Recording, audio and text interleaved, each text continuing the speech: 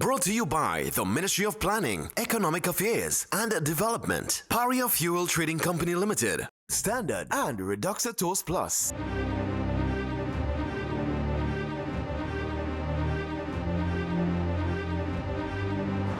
Hello and welcome to the finale of Make Your Point Season 4. I'm Priyanka Lala, your chairperson, and I'm delighted to join you once again. And it is wonderful to see our viewers and supporters joining us for the finals of Make Your Point Season 4.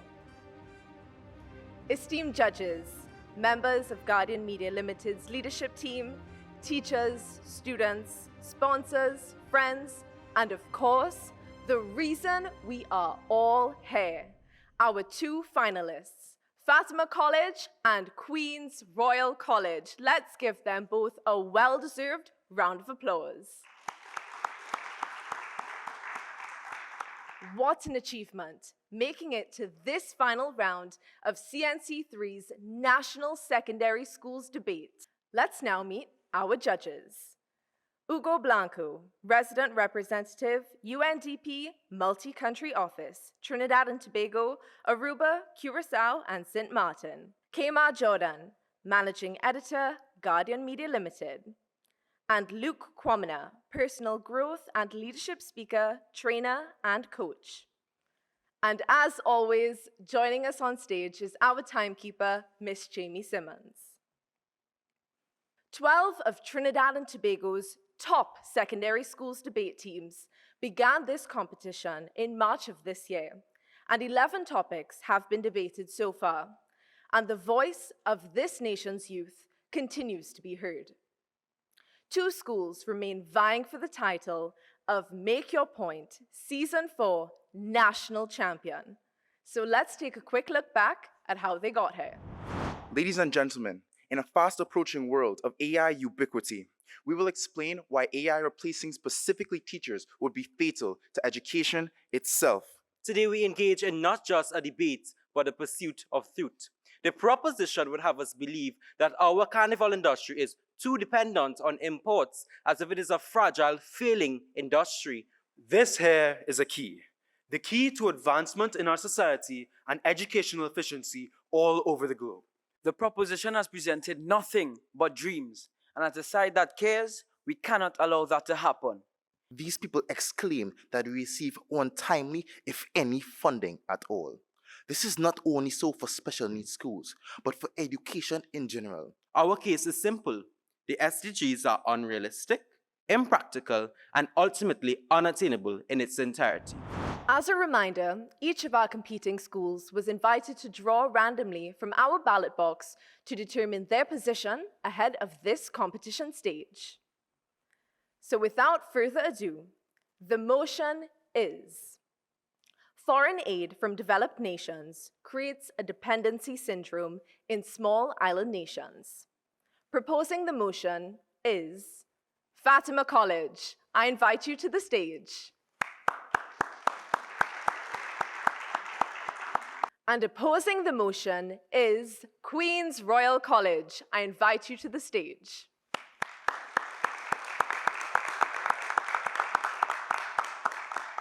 In this debate, there are again a few changes and will be conducted as follows. The proposition will speak for up to 6 minutes to present their case. Then, the opposition will speak for up to 6 minutes to present their case. Both teams will then be given 5 minutes to confer.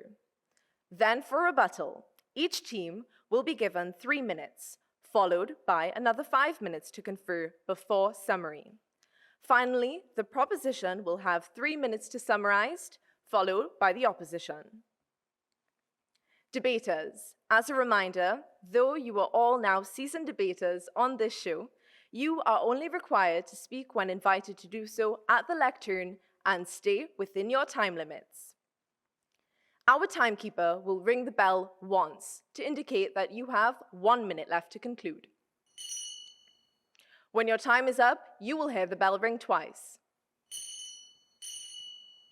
After which, a continuous ring, should you go over the allotted time. We now take a short break before we begin our final debate of Make Your Point Season 4. When we come back, it's Fatima College versus Queen's Royal College. We'll see you after the break.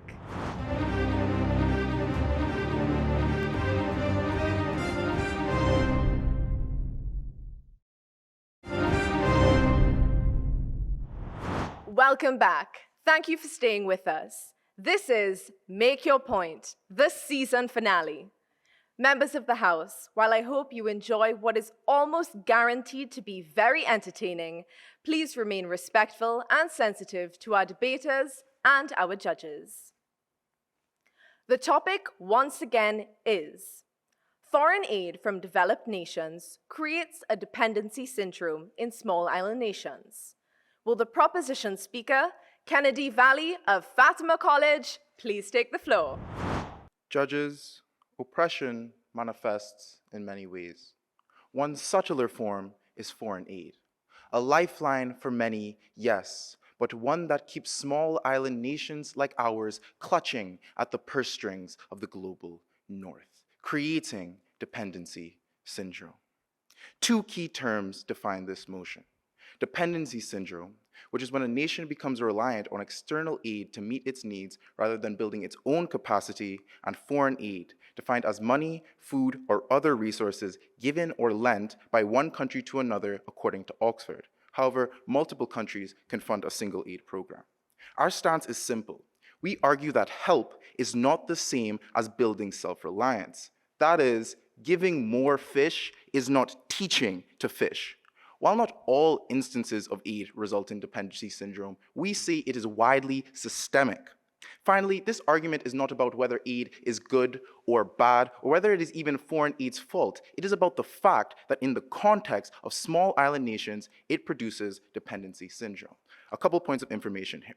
Firstly, small island nations have come to expect aid. According to The Guardian, with the recent US foreign aid cuts, many island nations expressed outcry. Why? Well, according to the Lowy Institute 2024, over a half of the Pacific Islands infrastructure is financed by loans from countries like the US and China. Between 2010 and 2012, Haiti received foreign aid triple its government's revenue from developed nations, as the Haitian government reported themselves. Locally, we rely on loans from the Green Climate Fund for climate resilience. These are not isolated or one-time events. Across the Caribbean and Pacific, foreign aid isn't just support, it's a foundational part of climate management, infrastructure, and budgeting.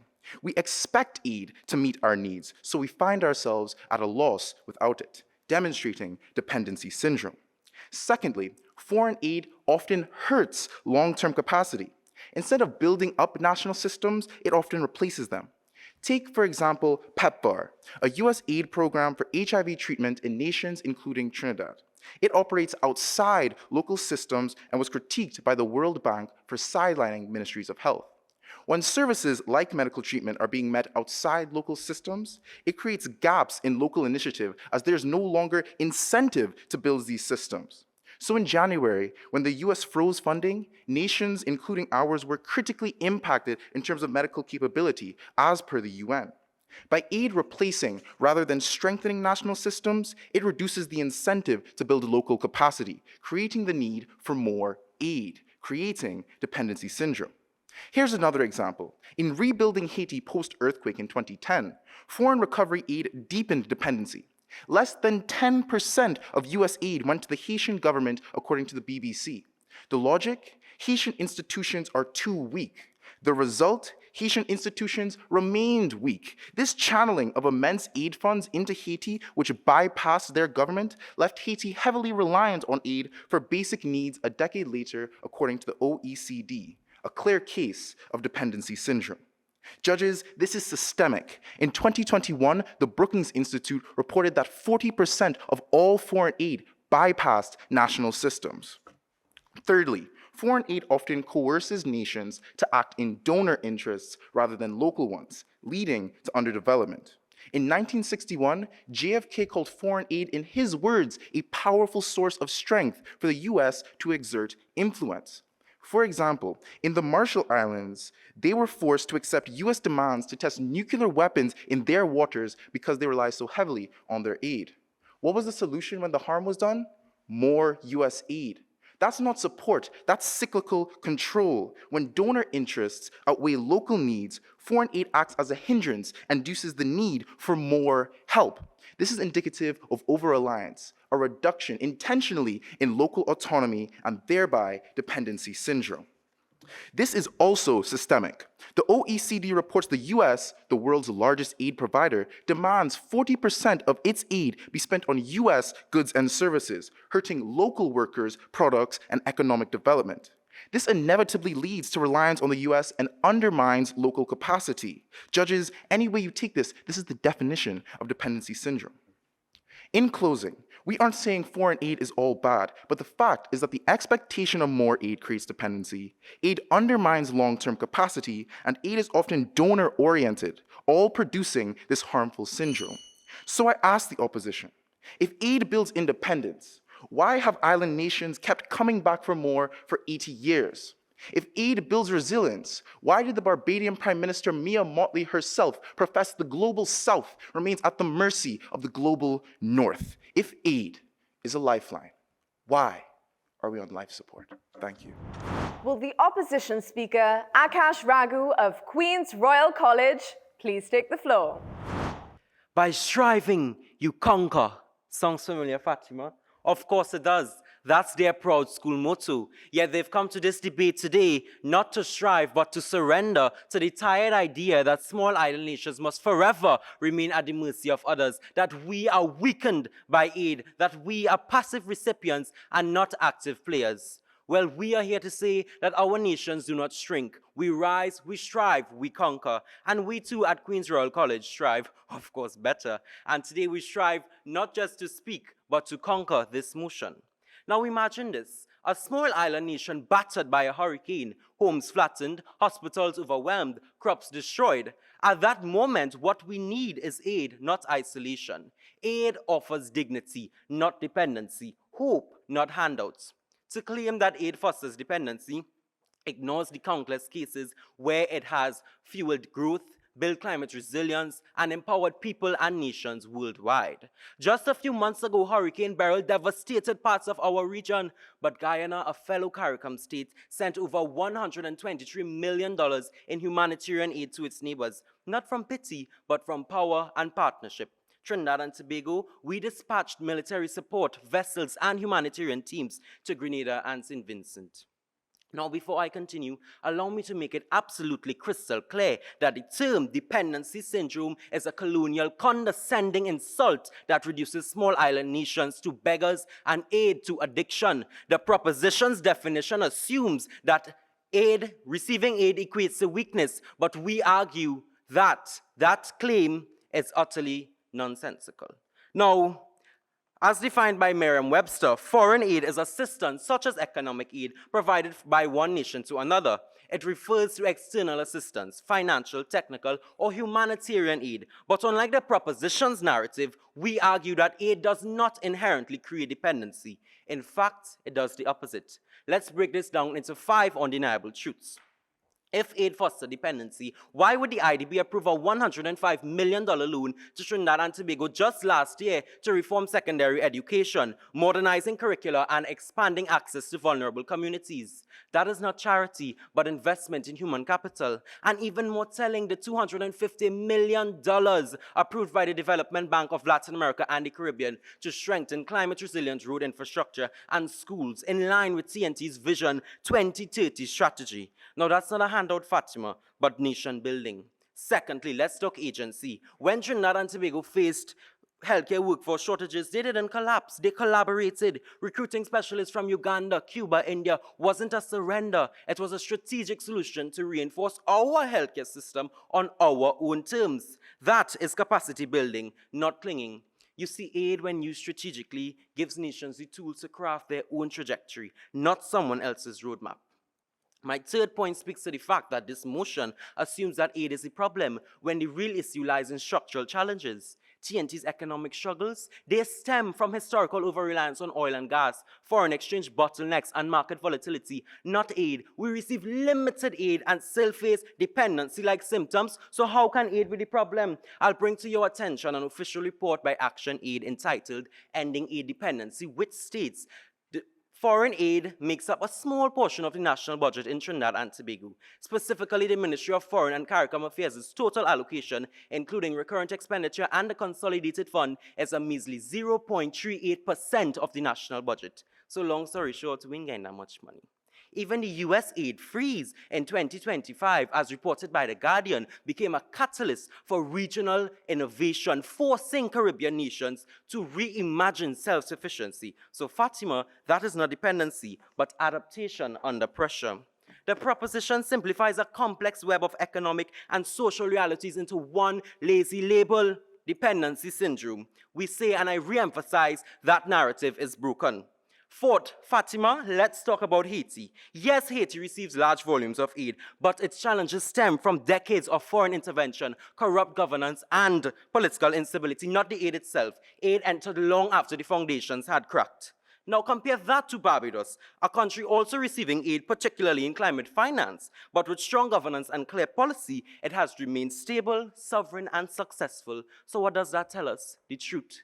Aid is not the disease, it is the medicine. Mismanagement is the infection. Now, my fifth and final point. You want to talk about dependency? Let's look at China, a bureaucratic giant, where massive infrastructure projects like the South-North Water Transfer project dragged on for over 50 years before partial implementation, and not due to poverty, but bureaucratic inertia. Meanwhile, Barbados restructured $300 million in debt in 2022, 1 year, for coral reef preservation through debt for nature swaps. That is climate innovation. That is leadership. So when aid arrives, we don't sit back, we pivot, we thrive, we innovate. My opponents, we forgive them. They are not only debating the wrong side, they are stuck in the wrong century. Their argument treats small island nations like perpetual infants, but of course we know better. Aid is not the enemy. It's the partner in progress. So we'll tell Fatima this: do not mistake size for stagnation. Do not mistake aid for apathy. Aid does not make us weak. Misconceptions do. Thank you, ladies and gentlemen. A thought-provoking start to our final debate. Both teams now have 5 minutes to confer before rebuttal. So to you, our viewing audience, don't go anywhere. We'll be right back.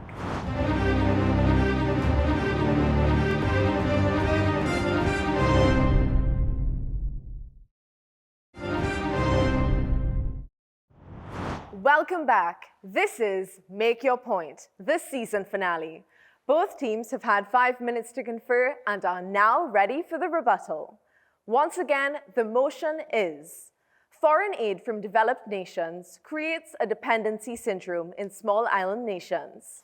Will the proposition speaker to rebut, David Scotland of Fatima College, please take the floor? The brightest of lights are often accompanied by the darkest of shadows.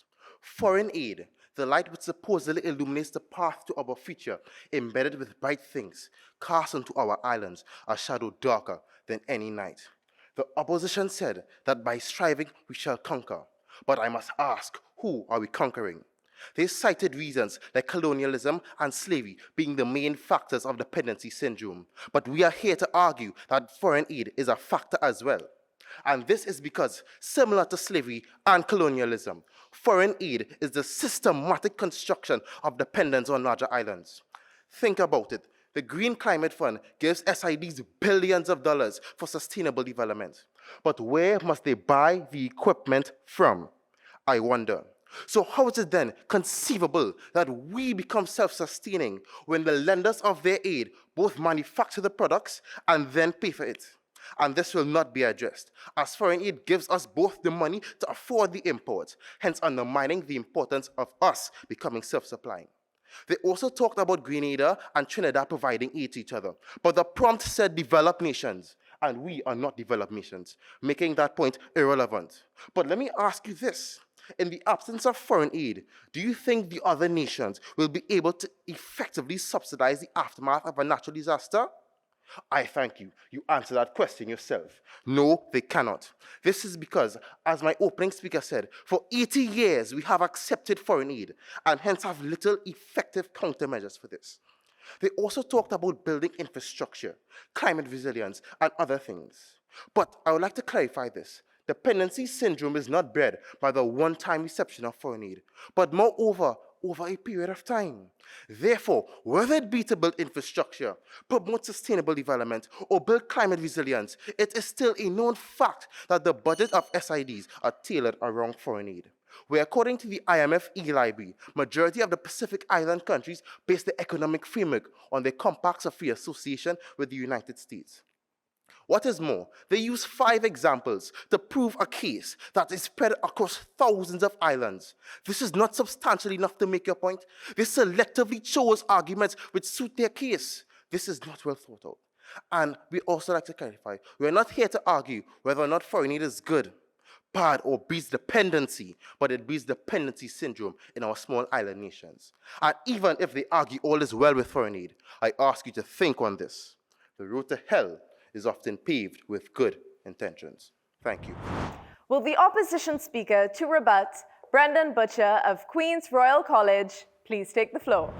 The proposition came in swinging with drama and doomsday, claiming aid breeds dependency. Dependency as a syndrome, something long-term, systemic and crippling for small island nations, when that is not the case.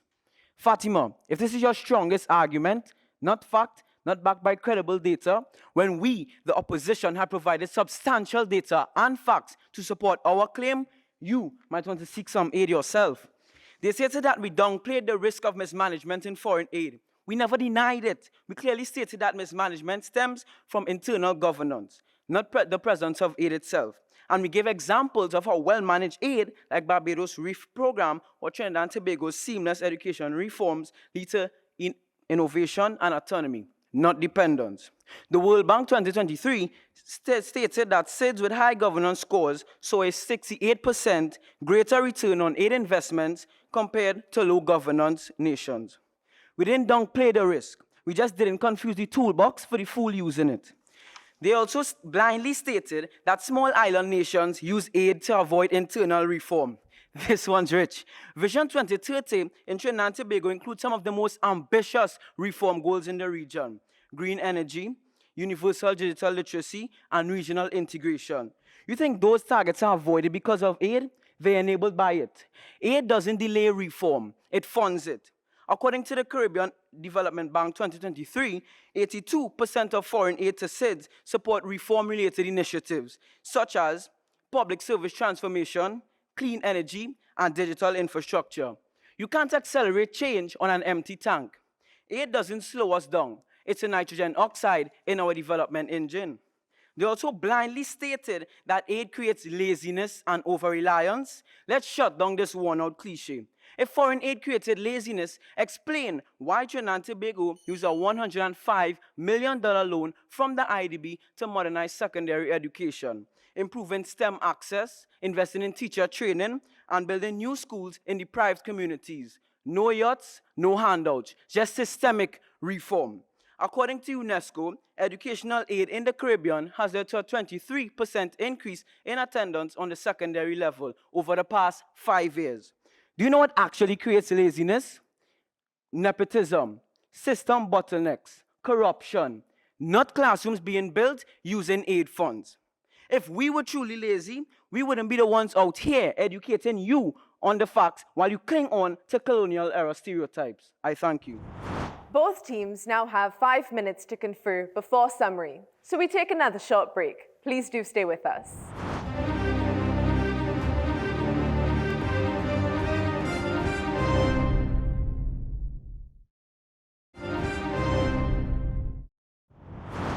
Welcome back to Make Your Point, the finale. Both teams have had 5 minutes to confer and are now ready to summarize. Once again, the motion is: foreign aid from developed nations creates a dependency syndrome in small island nations. Will the proposition speaker to summarize, Adam Alves of Fatima College, please take the floor.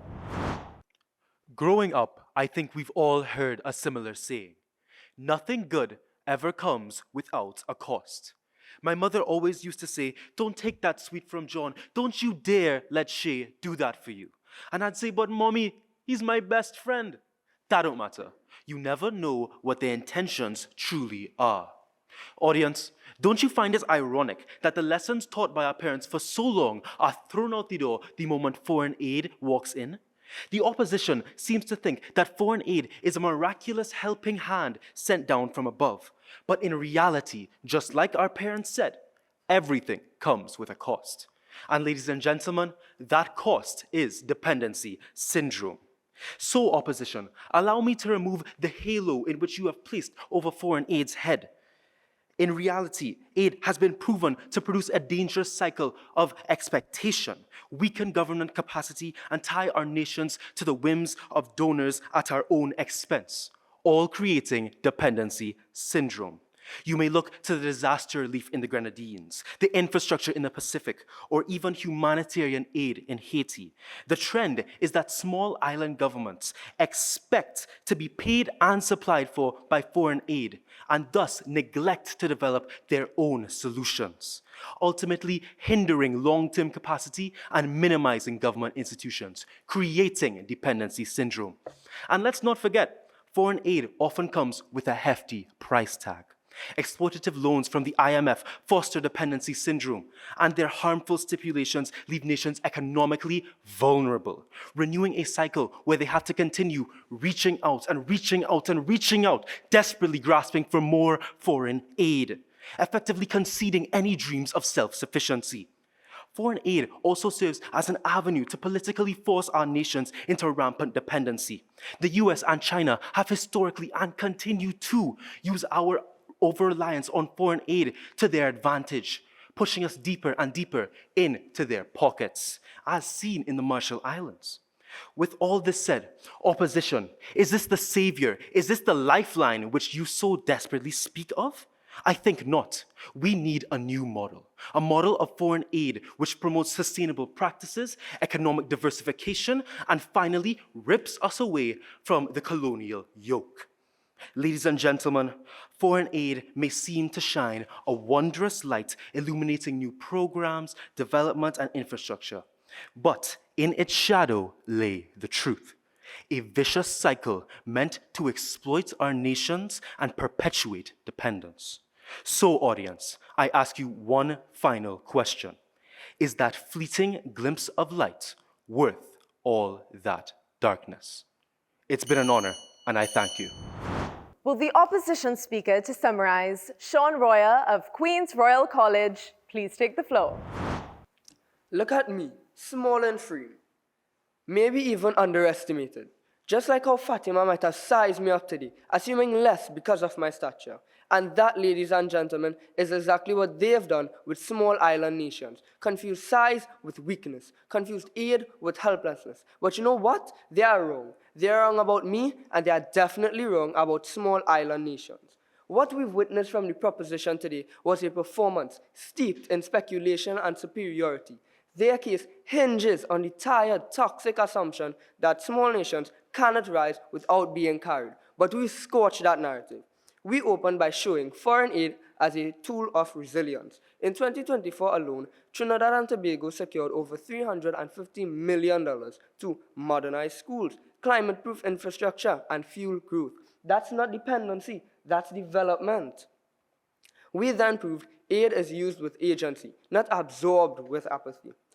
Recruiting doctors from Cuba and Uganda, reforming education, and embracing regional languages. This isn't hand-holding. This is strategic, sovereign policymaking. We shattered the myth that foreign aid causes dependency. Our economic struggles aren't a result of aid. They stem from historical over-reliance on oil and market volatility. Even when US aid froze, the Caribbean didn't crumble. We innovated. As the opposition, we ripped apart the idea that foreign aid causes dependency. It's not the aid, it's the instability. Haiti didn't falter because of the help, it faltered because of the corruption, the chaos, and yes, centuries of exploitation by France. But Barbados used the same aid system and is now a climate finance leader. The difference? Management. Not money, but management of the aid. Finally, we buried the idea that small nations are stagnant. Barbados restructured $300 million in debt to reef preservation. TNT's digital reforms surpassed larger economies. And here's the kicker. Foreign aid makes up less than 0.4% of Trinidad and Tobago's national budget.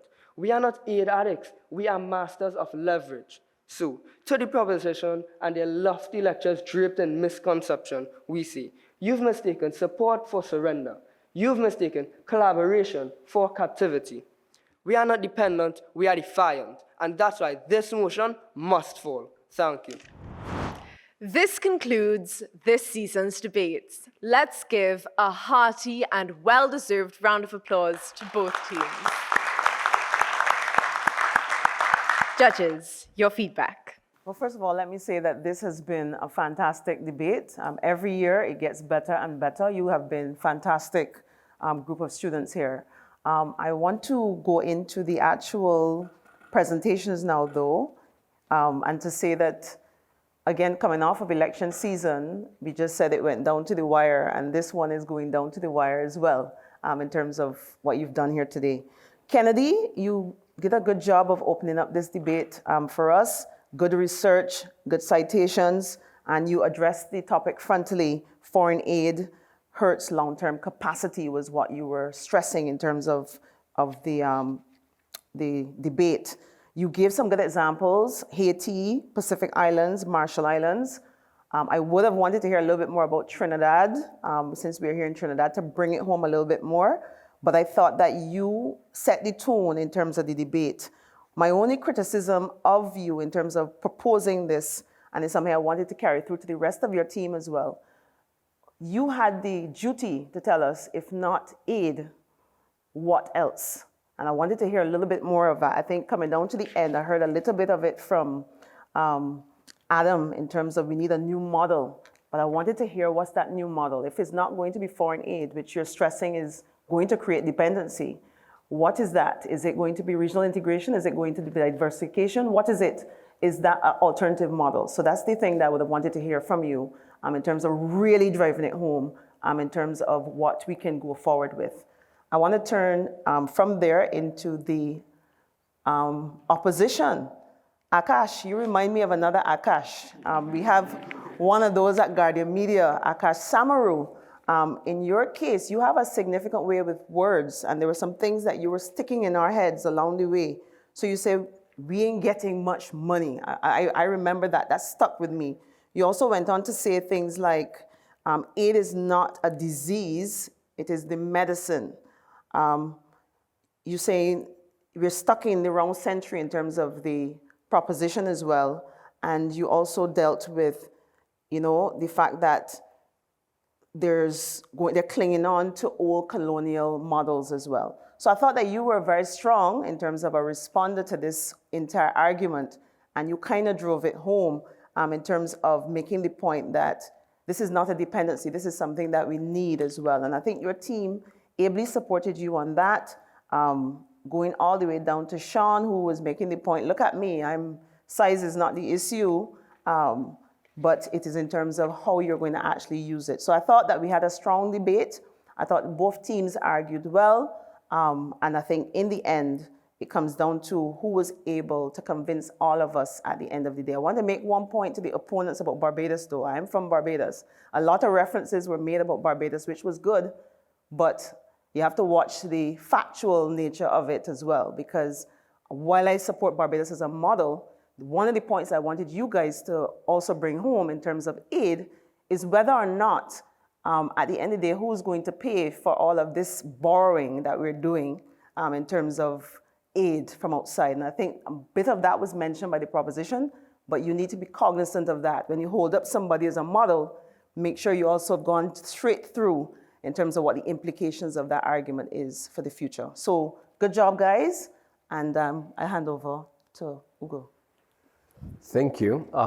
I have had the opportunity to be in similar situations with great speakers in the world. Barack Obama, Mia Motley, others. Let me tell you that this was very good. So let me start by congratulating both teams because your presentations, your preparations were excellent. I had also the opportunity to live and work in some of the countries you mentioned, in Barbados, in Haiti. So I have some of the on-the-ground experience of what you have been saying. Kennedy, you started very well, very strong. In my opinion, OIDA comes from different sources. There was a lot of emphasis on perhaps the US. I think if reference to other countries could have been brought in, it would have enriched your presentation. It was not, I was hoping to get something more original. Kayla mentioned about what are the options. Passing the cliches, the things that everybody has been talking about, something more new, something fresher that I think would have even become more stronger. David, the presentation was good. I really like the way you ended with those questions. And I would have hoped that the opposition would have used your time to answer those questions, because those were very good questions, and I was looking forward to that kind of response. And the closure, Adam, good. Again, a lot of reference to US and China.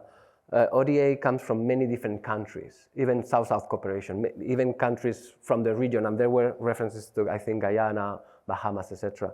That idea of referring to other countries that may not align fully with your point enriches it, because it shows that you consider other angles to the problem, right? On the opposition, I really like also, Akash, your way to present your ideas. I think it was assertive, strong, but light in a way, with some sense of humor, with some compelling arguments. The way ideas were presented made us visualize a lot of what you were just saying, simplifying some complex ideas in very concrete examples of the medicine, the disease, etc.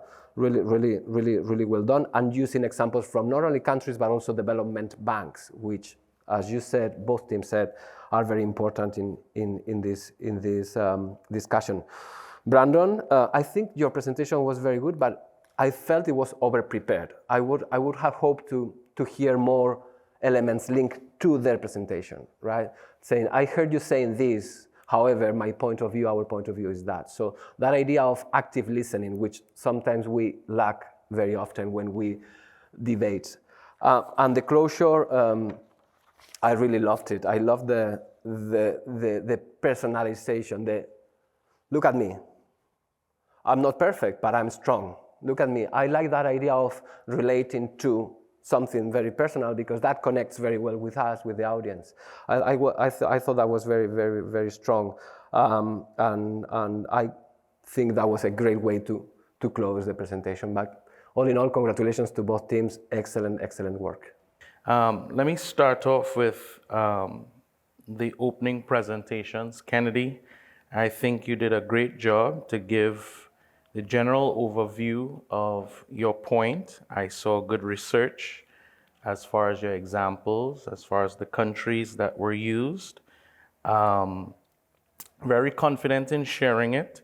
I felt that in sharing your point, always make sure, in one sense, to know holistically what is happening with other examples or countries that may even oppose what you're doing, so that you have a general view of how things look at. You were supported well by David, stayed fluid within the dynamics of the argument, which is good. I didn't feel that you were as prepared. I saw good comments that supported the first argument and built a nice momentum for the summary by Adam, which was very good. I wanted to see you be a little bit more relaxed, be strong, but be relaxed. And, you know, sometimes in making our points, we may try to convince those that are hearing us, but there's a level of confidence that you just have to have with your information, that whether they believe you or not, this is what I do know in making my point. Overall, the team came together. The sum of its parts was very good, building a very strong argument for what you believed.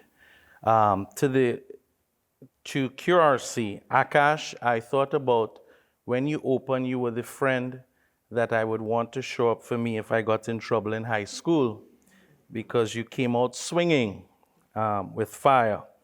Very clear diction, cadence, excellent in your flow. I saw the level of confidence from the very beginning, and I think you owned it. I like when there's a lot of information said slowly, but staying within the time, because what that does, it helps to build a story with your audience going along with you, and you created great pictures with your words, which was excellent. Brendan, very good, supported Akash. One of the things I thought that you did very well in your rebuttal is that you also included research. So this was not just an argument from the head, it was also supported by research. That was very good. One of the things I also would say to you is stay dynamic in the argument, meaning just like I previously heard, even though I know what I've prepared to say, if there's something that is outside of my preparation, I'm able to pick up on that, integrate it, into what I'm saying, and probably quickly in your breaks support through whatever evidence that you guys will have, and always check as far as the credibility of sources so that you make sure that your audience, which is very dynamic today, people can research you as you're speaking to know if what you're saying is true. And Sean, you came in at the very end to bring the summary, bringing everything together, supporting your teammates. This was done very well, pulling together all the points that you guys made. I felt that the summary could have been stronger in the sense of this is the very last thing that people are going to hear. And when you are closing an argument, you have to leave a stamp in the hearts of people who are listening to you. So I felt, even though I got the words and I got the information, I would tell you to own it so that the confidence is up there. And when you leave that stage and you end with your final word, they would know that you believed in what you were saying. Overall, the team really came together like the sum of its parts. You sang the same song, the chorus was clear, and I congratulate both of you guys in advance, wishing you the best in your success here today and onwards. Thank you, judges, and once again, congratulations to both teams.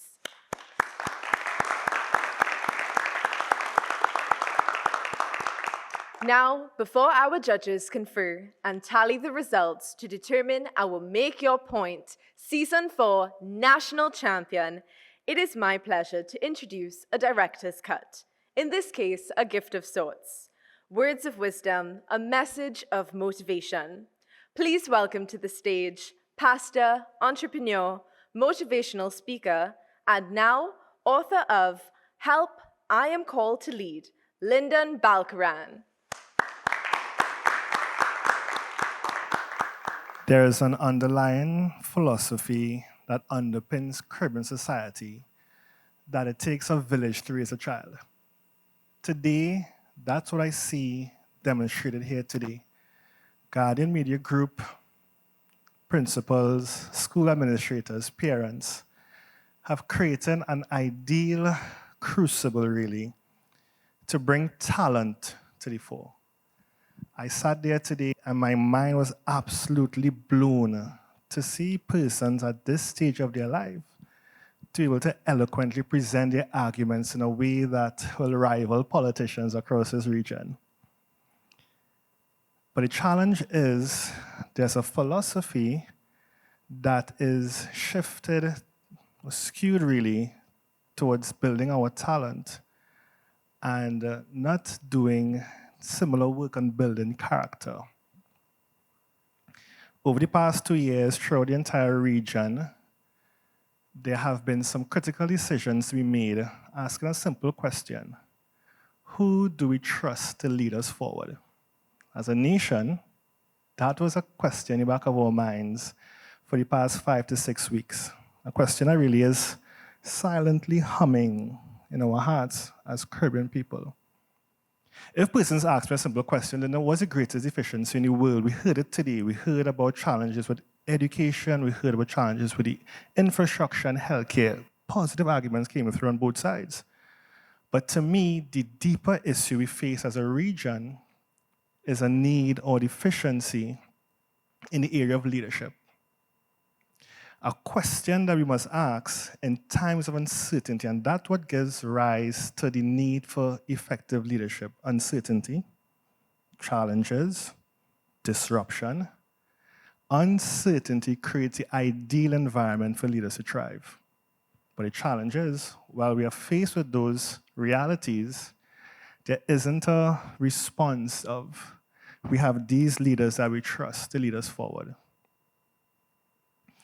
The reason I wrote this book is because as a young person, I too was told, Lyndon, you have so much potential. It's easy to identify potential, but we don't do a good enough job to develop potential. That's why I'd say I'm grateful to see today that we are developing potential. But unless we build leadership capacity, the development is incomplete. So the question is, who do we trust to lead us forward in times of uncertainty? But a deeper question to be asked, do I trust myself in times of uncertainty? If the ship is in trouble, if we are facing a storm, would my friends, peers, teachers, and parents, would they trust me to lead the ship forward? As a matter of fact, if I'm in trouble, would I trust myself to take the reins and lead the ship forward? That's a question we ask too late in the game. We don't create a space that we are effectively building leadership capacity in the youth of our nation. We're not effectively building leadership capacity in the youth of the region. For that reason, I don't see us solving a leadership deficiency in a major way. But we need a new philosophy. We need a philosophy that is built on both competence and character. John Maxwell says it this way, he says, everything rises and falls on leadership. And it's a truth that no nation, no organization, no home, no society will be able to outgrow its leadership.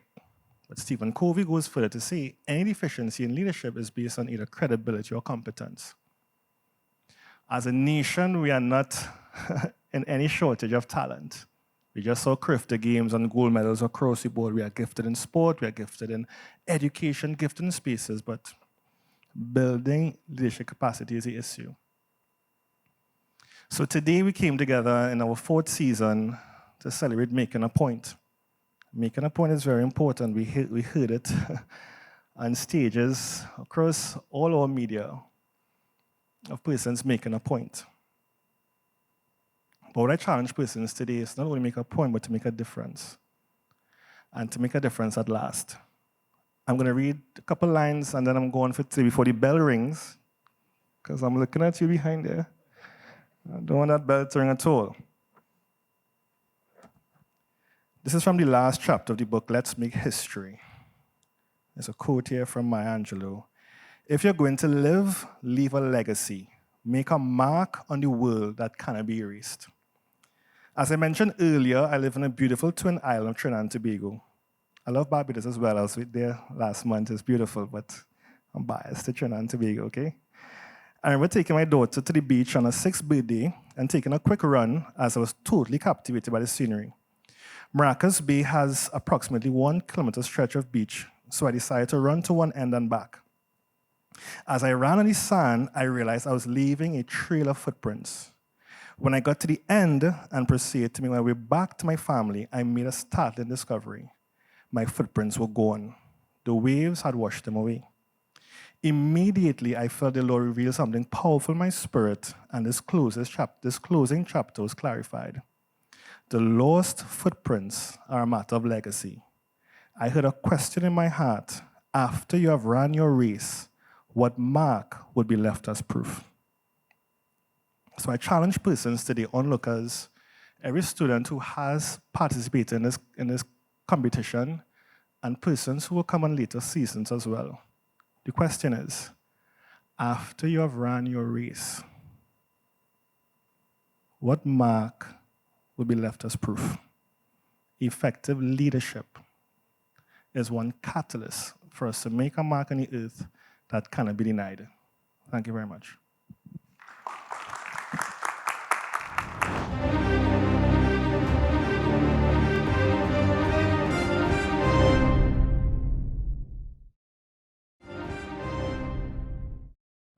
Welcome back. This is Make Your Point, the season finale. And the results are in. Congratulations once again to both our finalists, Fatima College and Queen's Royal College. Let's give them a well-deserved round of applause. A gentle reminder that our judges' decision is final.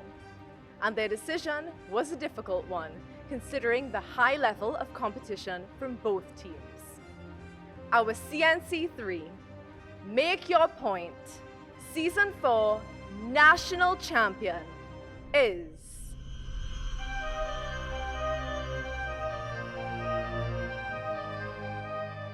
Queen's Royal College.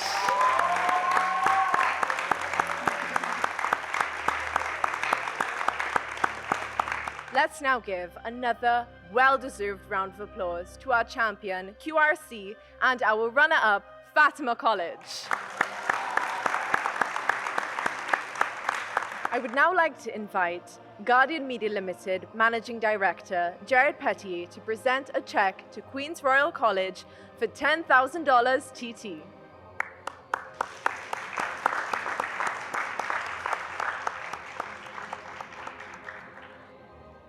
And I would like to ask the Head of Commercial Content and Marketing, Ms. Tova Satnarayan-White, to accompany the Managing Director on stage to present a Make Your Point limited edition polo to each of our winners.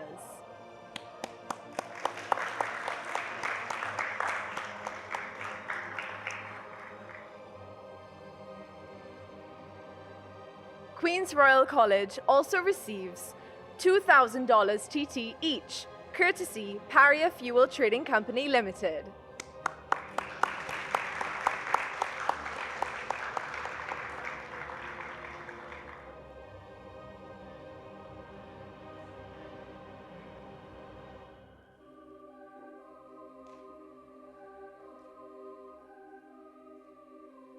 Queen's Royal College also receives a $250 gift card each, courtesy Standard.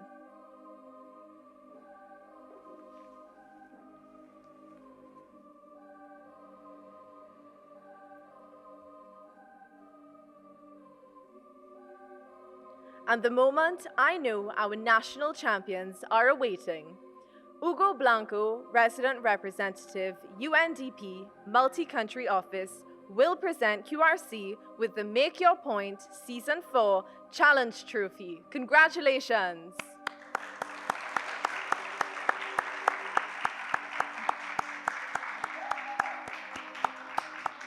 I would now like to once again invite Guardian Media Limited Managing Director Jared Petier to present a check to Fatima College for $5,000 TT.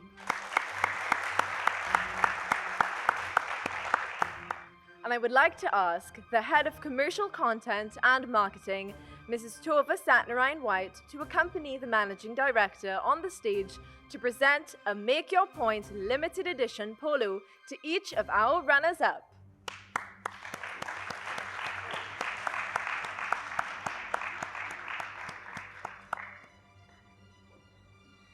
Fatima College also receives $1,000 TT each, courtesy Paria Fuel Trading Company Limited.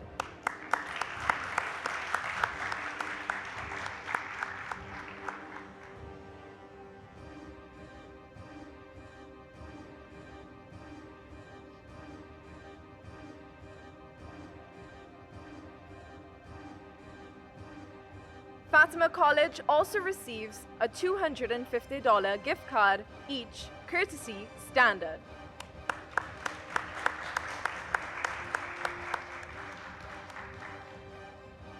I now invite Deputy Permanent Secretary in the Ministry of Planning and Development, Ms. Candice Ramsaran, to present Fatima College with the Make Your Point Season 4 Runners-Up Trophy. Congratulations!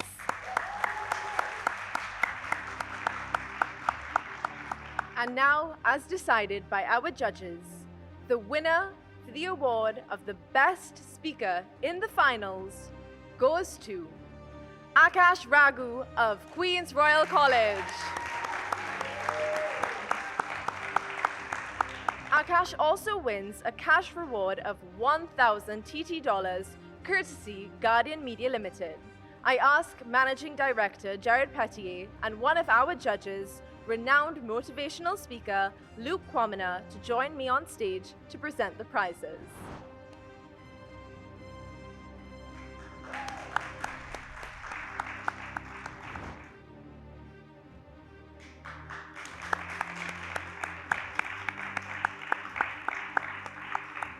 Akash also receives a signed copy of the book, Help, I Am Called to Lead by Lyndon Balkran.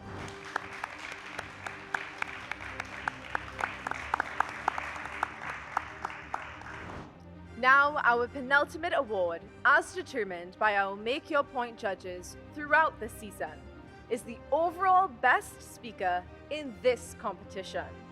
The winner is Kennedy Valley. Kennedy also receives a cash reward of 1,000 TT dollars. I would like to invite Managing Director Jared Petier and Guardian Media Limited's Head of News, Ms. Kema Jordan, to present these prizes.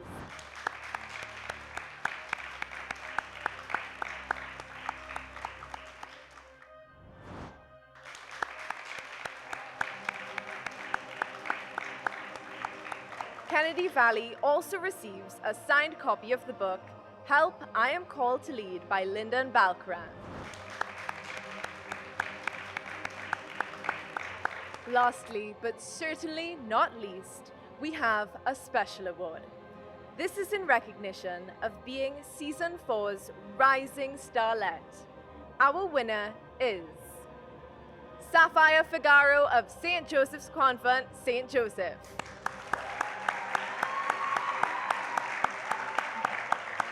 Sapphire also wins a cash reward of 1,000 TT dollars, courtesy Guardian Media Limited.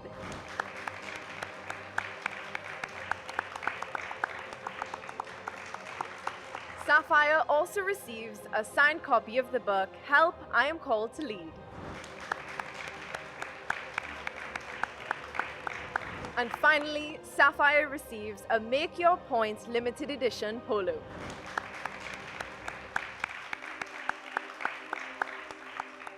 Now, it would be remiss of me not to acknowledge our specially invited guests. St. Joseph's Convent, Port of Spain, represented here today and led by Captain Julian Solomon.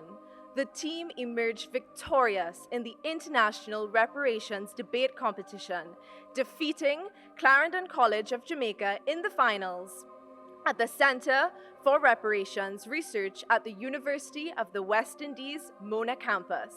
Let's welcome them to the stage and give them a well-deserved round of applause. I would now like to ask JML's Chief Engineer, Gideon Edwards, to present this small token of acknowledgement to Julianne Solomon and Rebecca De Silva.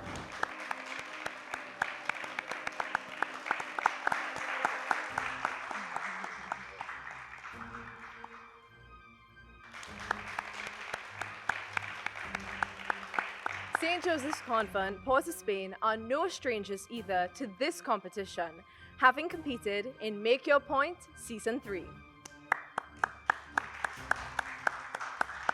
What an incredible season of Make Your Point.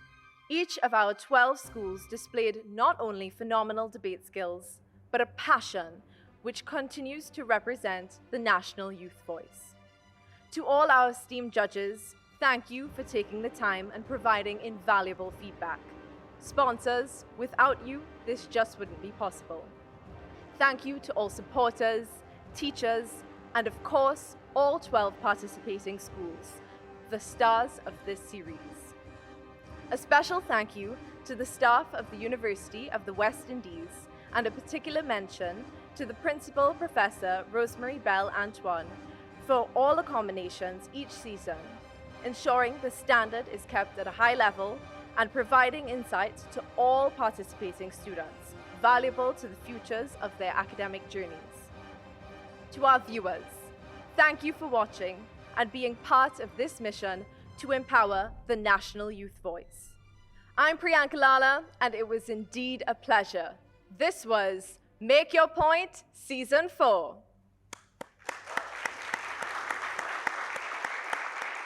To take us through the celebrations, please put your hands together one more time for one of TNT's top reggae artists, a man of resilience and resistance, Black Loyalty. More life. Well, this next track is entitled Energy, because we live in a negative world today. Whatever you put out come right back to you. And that is your energy, that is your vibes, that is your spirit. All right? Oh, yeah, yeah, yeah. Got to protect your energy. Me not feel certain vibes, me not go certain place. Me not do certain things, me not run certain race. Me have me own mind, me set me own trend. Life is a journey, never gonna end. So enough get caught in hype and fame. Don't get caught in a Babylon ways. No more, I got to burn and burn and burn. Say I feel protect your energy, my energy. Shall protect my energy, my energy, my energy. Love get caught in a hype and praise. Don't get caught in a Babylon ways. I feel protect your energy, your energy, your energy. On my way, on my way. Make your point. We love you, we love you, we love you. Say on my way. My baby, I have no fear. Say, you know the song? I'll be coming on mistake. Say on my way, and I'm leaving here today. Say on my way, and I'm moving with taste. Girl, I can't wait to hold you in my arms again. I can't wait. Kiss your tender lips again. Robert can't wait to be back home. You know love is lovely and war is very ugly, right? Come on, make your point how you feel it. Say I just booked a one-way ticket to make your point, yeah. And I hope this flight won't delay. And when I get there, get a big surprise. How you feeling, how you feeling? It's the future is bright. On my way, my baby, I have no fear. Say on my way, I'm becoming no mistake. On my way, and I'm leaving here today. Say on my way. Make your point, you know this song? I see some people singing along now. Watch it. Sing on my way, baby, I have no fear. Big up Robert Dumara, say on my way. Don't love CNC Trey, say on my way. And I'm moving. Come on, you want to help me sing this one? It's simple enough. It's good like this. On my way. Come on. On my way. On my way. On my way. On my way. On my way. But this is my time. I want to say one love. It's a pleasure to be here. Congratulations. Come on, give yourself a round of applause, man. Big respect, man. One love. It's my time. Brought to you by the Ministry of Planning, Economic Affairs and Development, Paria Fuel Trading Company Limited, Standard and Reduxer Toast Plus.